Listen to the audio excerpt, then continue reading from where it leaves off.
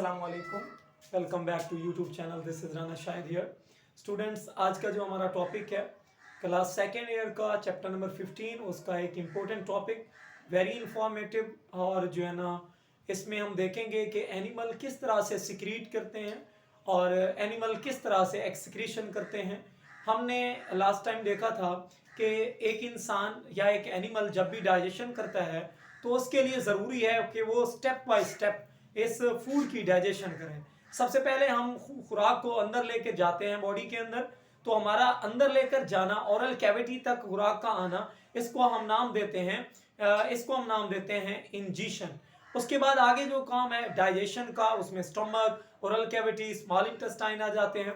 फिर उसके बाद बात करते हैं एसेमिलेशन की। फिर आखिर में जो हमारा आखिरी स्टेप है जिसको आप नाम देते हैं डेफिकेशन, या हम नाम देते हैं इजीशन, या जिसको हम नाम देते हैं excretion. So dear student, excretion का मतलब ये है कि हम जो खुराक खाते हैं वो अनडाइजेस्टेड फूड पार्टिकल को, जो वेस्ट मटेरियल की सूरत में, स्पेशली नाइट्रोजनियस वेस्ट मटेरियल को बॉडी से रिमूव करने के अमल को हम नाम देते हैं एक्सक्रीशन। सो देखते हैं व्हाट इज एक्सक्रीशन और कौन कौन से ऐसे केमिकल है, कौन कौन से ऐसे सब्सटेंसेस हैं जिनको हम एक्सक्रीशन की सूरत में खारिज करते हैं। सबसे पहले excretion in animal, it is the elimination of the nitrogenous waste material that is known as excretion। कि हमारी बॉडी में से नाइट्रोजीनियस वेस्ट मटेरियल को बाहर निकालने का जो अमल है उसको हम नाम देते हैं एक्सक्रीशन का। नेक्स्ट हम बात करते हैं, it is the elimination of the waste metabolite especially nitrogenous material like ammonia, urea and uric acid. These are the common excretory product which are released by the human body।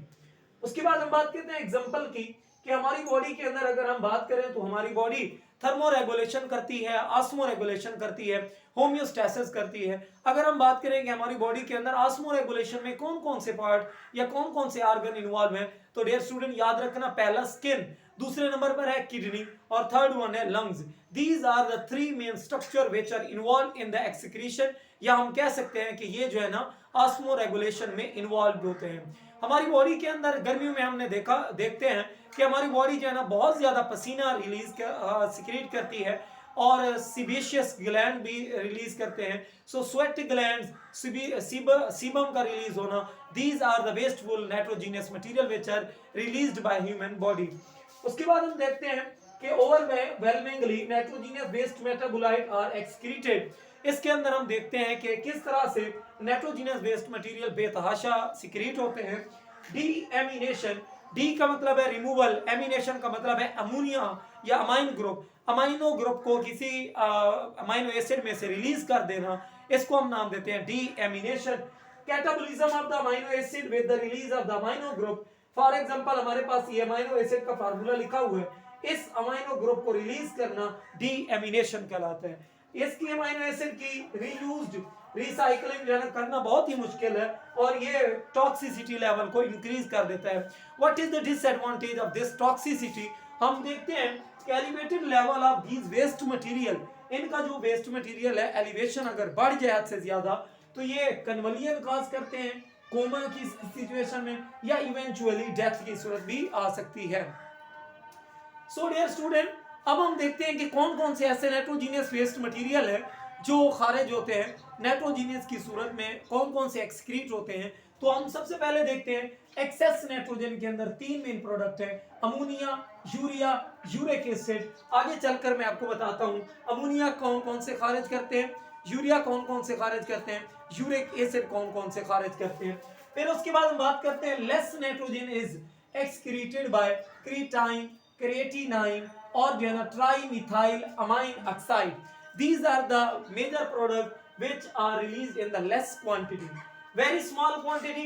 दो होते हैं amino acid का catabolism, purine and पेरिमिडीन, जो कि इन purine और पेरिमिडीन के catabolism से जो चीजें हमें मिलती हैं उनके अंदर शामिल हैं urea, ammonia, uric acid, allantoin, xanthine and hypoxanthine।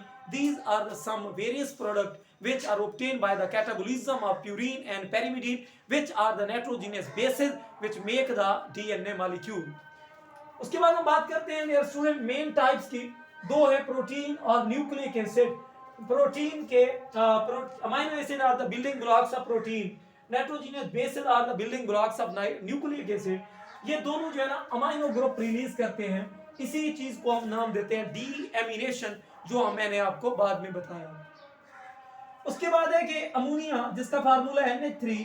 कौन कौन से ऐसे एनिमल हैं जो अमोनिया रिलीज करते हैं?